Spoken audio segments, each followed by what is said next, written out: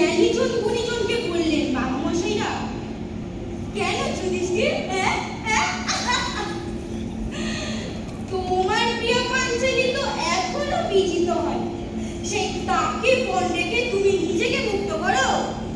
দুর্যোধন দুঃশাসন সবার মুখ কিরকম লোভে চকচক করে উঠল, বলল হ্যাঁ হ্যাঁ দ্রৌপদী দ্রৌপদী। আর যুধিষ্ঠির বললেন, যিনি কৃষানন, যিনি ধর্মানন, সেই অতীব সুন্দরী দ্রৌপদীকে তিনি মনে রাখবেন? যুধিষ্ঠির বললেন এ কথা। ধর্মপুত্র যুধিষ্ঠির আর কিচ্ছু বিচার করলেন না বাবু মশাইরা। স্বামী ধর্ম স্ত্রী ধর্ম কিচ্ছু না, তিনি বললেন এ কথা।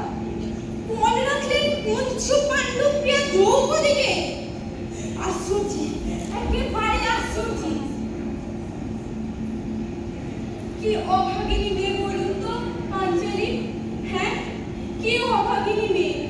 সেই স্বয়ংবর সবার কথাই ভাবুন, আর আজ এই সভা করবে। পাণ্ডব হেরেছে, শকুনি জিতেছে, ছি ছি ছি। ওকে নির্দয় সবাই। কর্ণ, দুর্যোধন, দুঃশাসন, শকুনি সবার মুখে কিরকম নিষ্ঠুর লালসা। আর ওদিকে বিজিত পঞ্চ পাণ্ডবরা চুপ করে বসে।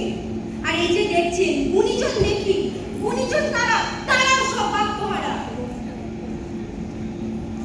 বাবু মশাইরা, এমন একটা কাল আসে পৃথিবীতে, সেসব জ্ঞানীজনেরা গুণীজনেরা চুপ করে থাকে, আর যে অত্যাচারিত হয় হয়ে যায় হয়ে যায় হয়ে যায়।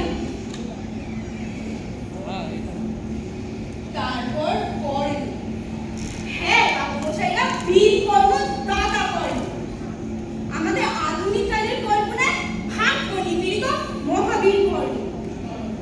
সে কর্ণ বললে শকুনি তো ধন সম্পদ শুধু যুধিষ্ঠিরকে জয় করে নিয়েছে, আর দ্রৌপদী সে সম্পদের অন্তর্গত।